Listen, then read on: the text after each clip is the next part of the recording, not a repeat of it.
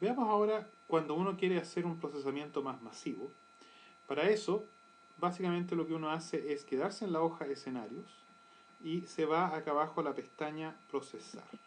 Si yo elijo la pestaña procesar, él ahora me está ofreciendo una serie de distintas operaciones en forma masiva. Hay que tener cuidado, la operación masiva conviene realizarla en algún punto cuando uno ya tiene todo el modelo armado, tiene todos los datos, o cuando está renovando datos, pero después es importante hacer una verificación de los números principales para poder ver si alguno de los cálculos masivos está entregando algún tipo de anomalía que después aparentemente nos estaría generando un comportamiento que no es real. Así que hay que usar esta parte masiva con relativo cuidado. Veamos cuáles son las distintas funciones que aquí yo puedo accesar. Por un lado tengo la posibilidad de elegir los datos históricos. Me lista todos los datos históricos y si yo aprieto el botón ejecutar, que se encuentra a mano derecha un poco al lado del combo box, voy a obtener de que él me va a hacer el ajuste de todos los datos. Después tengo la parte de revisión de ecuaciones. Me indica si alguna de mis ecuaciones que yo voy a usar en el próximo punto, que es cálculos, tiene algún tipo de anomalía, alguna variable no definida, algún tipo de problema. Después tengo el tema de construir el modelo. Aquí usar los datos calculados más los datos históricos ajustados y genera el modelo, los parámetros básicos del modelo. Después hago la proyección. Aquí me genera, en función del escenario que yo elegí, aquí tengo que haber elegido el escenario, me genera las curvas correspondientes y me hace el ajuste que me está proponiendo. Después yo puedo hacer los ajustes que quiera sobre esa información y al final hace con estos datos proyectados más los datos del modelo, me permite el cálculo del resultado.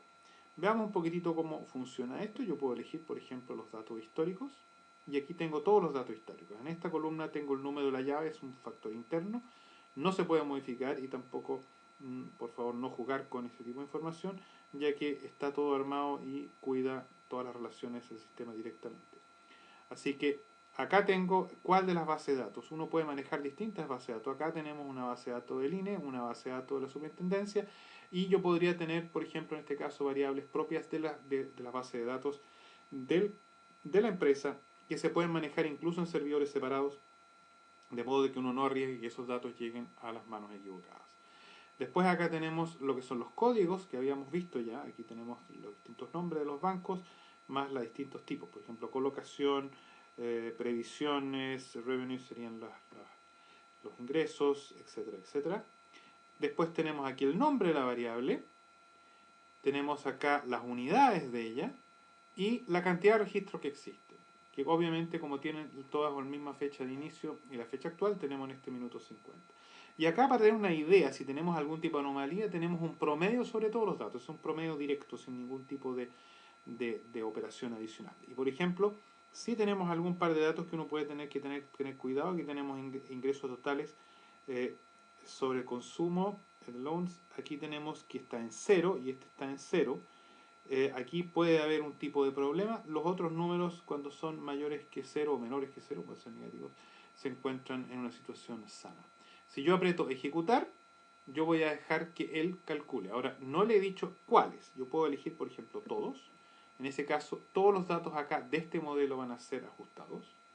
O yo puedo, por ejemplo, en vez de elegir todos, elegir que yo quiero ajustar ciertos números que yo estuve procesando y que quiero ahora que él haga el ajuste. Como se demora cada vez su tiempo, porque tiene que cada vez calcular 50 números, es obviamente algo que conviene uno elegir acá y dejarlo calculando. Él calcula y mientras este botón aparezca hundido, va a estar en proceso, hay que esperar hasta que termine. Las otras ventanas son algunas similares. Si yo me voy a calculados, acá me está entregando nuevamente todos los valores que ahora va a calcular eh, o que calculó, así que no hay nada nuevo. Lo mismo pasa con proyecciones y con resultados. Las otras dos ventanas son un poco distintas. La revisión de ecuaciones, por ejemplo, acá no me tiene valores asociados porque él hace una revisión. Voy a elegir un modelo un poco más pequeñito para que no se demore tanto. Voy a elegir el del mercado de créditos y si ahora oprimo este botón, él ya lo realizó. Me voy a la segunda hoja que es modelo y me dice que encontró un problema. Hay un error en la ecuación 45 en esta variable, el cálculo de esta variable en que la variable general precio no existe. o sea que encontró uno. De todos los cálculos hay uno que está con problemas.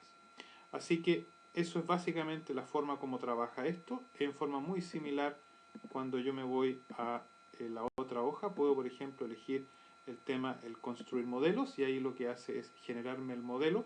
Se demora un poco más, por eso no lo voy a ejecutar ahora.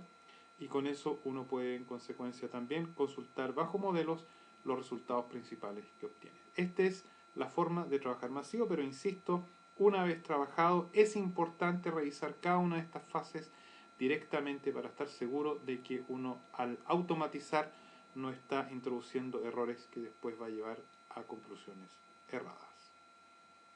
Y esto concluye nuestra pequeña explicación.